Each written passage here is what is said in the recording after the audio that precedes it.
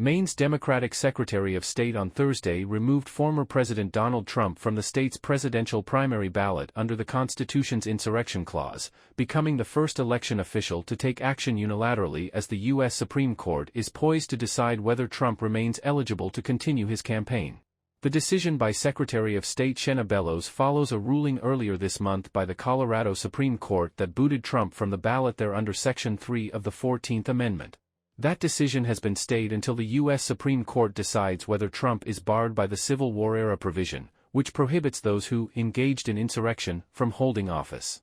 The Trump campaign said it would appeal Bellows' decision to Maine state courts, and Bellows suspended her ruling until that court system rules on the case.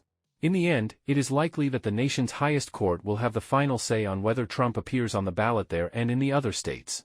Bellows found that Trump could no longer run for his prior job because his role in the January 6, 2021, attack on the U.S. Capitol violated Section 3, which bans from office those who engaged in insurrection. Bellows made the ruling after some state residents, including a bipartisan group of former lawmakers, challenged Trump's position on the ballot. "I do not reach this conclusion lightly," Bellows wrote in her 34-page decision. "I am mindful that no Secretary of State has ever deprived a presidential candidate of ballot access based on Section 3 of the 14th Amendment. I am also mindful, however, that no presidential candidate has ever before engaged in insurrection." The Trump campaign immediately slammed the ruling. "We are witnessing, in real time, the attempted theft of an election and the disenfranchisement of the American voter," campaign spokesman Stephen Chung said in a statement. Thursday's ruling demonstrates the need for the nation's highest court, which has never ruled on Section 3, to clarify what states can do. It is clear that these decisions are going to keep popping up, and inconsistent decisions reached, like the many states keeping Trump on the ballot over challenges, until there is final and decisive guidance from the U.S. Supreme Court. Rick Hassan, a law professor at the University of California, Los Angeles, wrote in response to the Maine decision. "It seems a certainty that SCOTUS will have to address the merit sooner or later. While Maine has just 4 electoral votes, it's one of 2 states to split them. Trump won one of Maine's electors in 2020, so having him off the ballot there, should he emerge as the Republican general election candidate, could have outsized implications in a race that is expected to be narrowly decided." That's in contrast to Colorado, which Trump lost by 13 percentage points in 2020 and where he wasn't expected to compete in November if he wins the Republican presidential nomination. In her decision, Bellows acknowledged that the U.S. Supreme Court will probably have the final word but said it was important she did her official duty.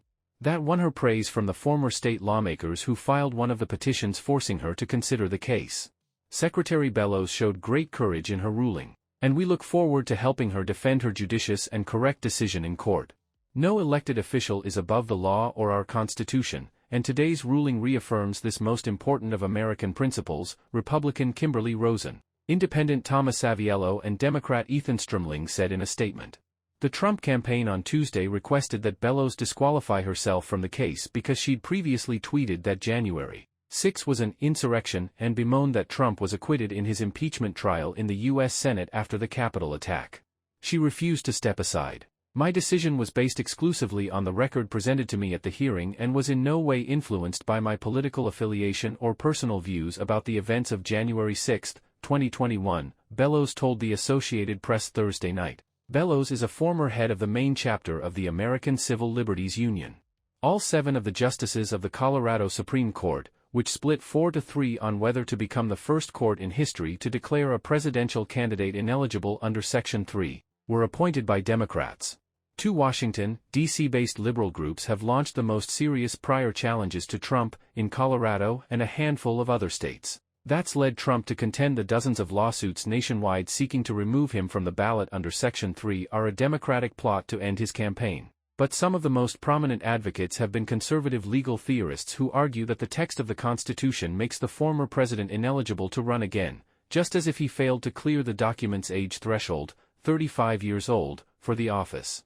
Likewise, until Bellows' decision, every top state election official, whether Democrat or Republican, had rejected requests to bar Trump from the ballot, saying they didn't have the power to remove him unless ordered to do so by a